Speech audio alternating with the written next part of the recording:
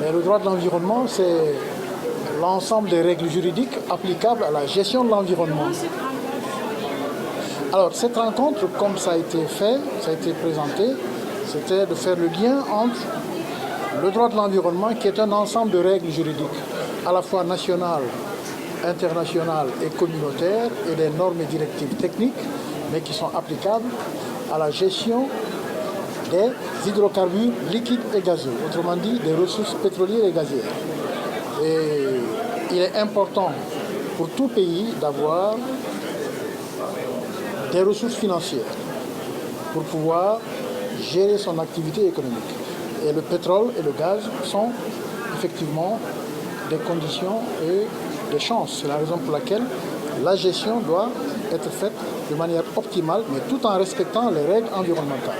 Et nous avons des normes nationales, en commençant par la Constitution, le Code pétrolier, le Code gazier, le Code de l'environnement et tous les textes sectoriels. Tous ces textes ont été adoptés en vue de respecter la gestion qui a été prévue au niveau national. Mais le Sénégal est également signataire de conventions internationales.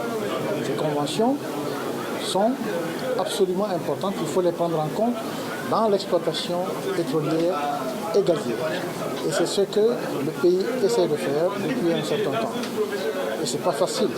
Vous avez entendu les questions qui ont été posées, l'application des règles, les difficultés, les questions financières, les questions de justice, les questions de transparence, parce que dans la Constitution, depuis 2016, il y a eu de nouvelles normes qui ont été instaurées pour que le principe de transparence soit pris en compte dans la gestion de toutes les ressources naturelles, y compris les ressources pétrolières et gazières. Je pense que cela est en cours et le respect de ces normes sera un gage de sécurité et un gage de développement durable.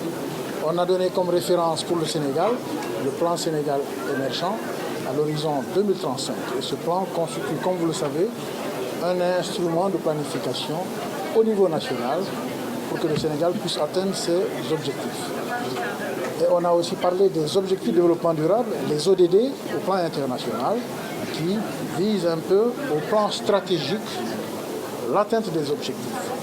Donc, ce qu'il faut savoir, c'est qu'il y aura le respect des orientations stratégiques, mais en plus le respect des normes nationales, des normes internationales, mais il faut corriger les lacunes. Les lacunes, c'est toutes les difficultés qui se manifestent durant l'application des règles. Mais les lacunes concernent aussi le contenu des normes qu'il faut quelquefois adapter. C'est la raison pour laquelle, en plus des normes qui s'appliquent directement, il y a des accords qui sont signés. Et j'ai donné l'exemple de l'accord Sénégal-Mauritanie sur le gaz. Et cet accord doit être appliqué dans le respect des normes nationales des deux pays, mais également dans le respect des bonnes pratiques. On a vu les normes et directives au plan international, comme la SFI, ou même les normes et directives de certaines compagnies pétrolières qui peuvent être appliquées dans certains cas. Alors tout cela constitue ce que j'ai appelé un package. Et ce package est très vaste. C'est vrai qu'il est quelquefois technique, mais il faut le comprendre pour pouvoir aller dans la mise en œuvre nationale. Et ensuite, et c'est par là que j'avais terminé, il y avait le volet régional. Ce volet régional, c'est que le Sénégal n'agit pas seul. Il est en Afrique de l'Ouest.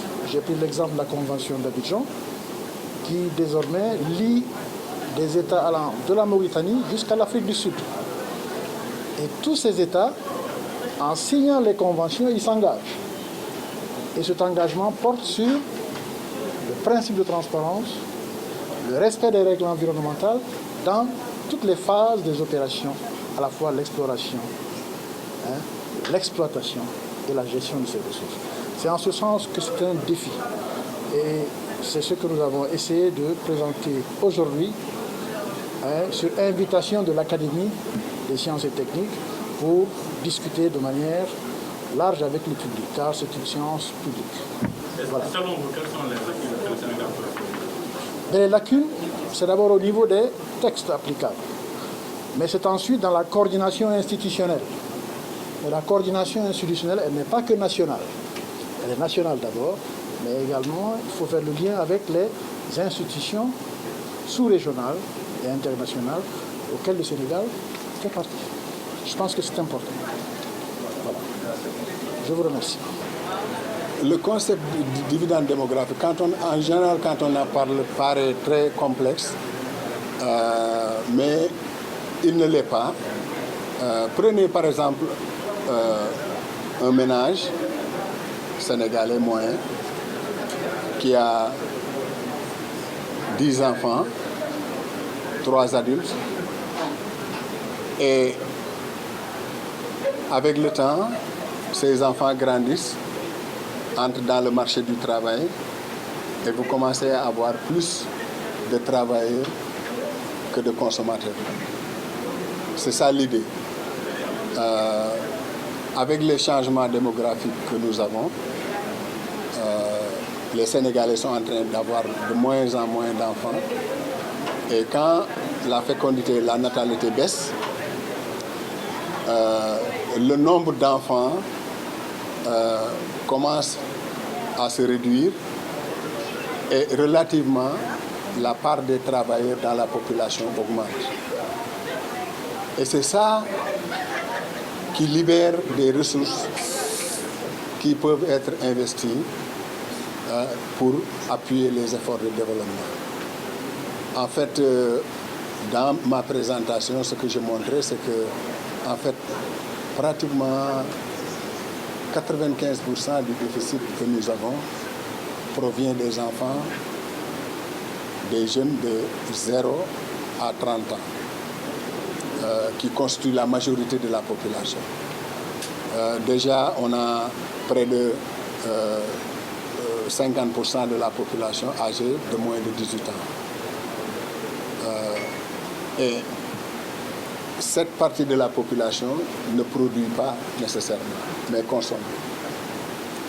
Et quand cette population diminue, relativement à ceux qui travaillent, des ressources sont libérées pour être investies. C'est ça le dividende démographique. Mais ça, c'est le premier dividende qui dépend seulement du changement de structure de la population. Quand ces jeunes qui sont en train d'arriver sur le marché du travail ont un travail décent qui leur permet de satisfaire les besoins de base de leur famille et d'eux-mêmes et de mettre quelque chose de côté, vous commencez à avoir ce qu'on appelle le deuxième dividende démographique parce que ces gens vont pouvoir bénéficier d'une retraite plus prospère dans l'avenir. Donc c'est maintenant le premier dividende démographique. Le deuxième dividende, c'est pour l'avenir et pour le développement durable. Donc c'est maintenant qu'il faut commencer à investir pour pouvoir bénéficier de cette manne que le premier dividende démographique est en train de semer, en train de générer. C'est très clair dans le plan d'action prioritaire du plan Sénégal émergent pour la deuxième phase. C'est très bien explicite là-bas. C'est vraiment le capital humain. C'est la qualité de cette masse de jeunes. Parce qu'on peut avoir beaucoup de jeunes, mais si seulement une minorité de ces jeunesse a les compétences qu'il faut pour travailler et pour compétir sur le plan international. Parce que là, maintenant, c'est un problème de compétition. Chaque pays est en train de compétir avec tous les autres pays, même s'il y a la coopération. Donc, ce sont les capacités, les compétences de la force de travail qui, vraiment, c'est la base de la prospérité. Et moi, je pense que c'est ça, en fait, le dividende démographique, c'est que vous avez cette compétence en masse qui vous permet... Parce que quelqu'un qui est compétent, souvent n'attend même pas qu'on lui crée un travail. Cette personne, surtout quand l'État avec ces projets de support à l'entrepreneuriat, tous ces jeunes compétents vont se débrouiller pour trouver un travail et pour se créer un travail eux-mêmes. Donc moi, je pense que c'est ça. La base, vraiment, c'est la compétence, c'est l'éducation, c'est la santé, des gens bien nourris, bien éduqués et qui sont à même de compétir sur le plan international.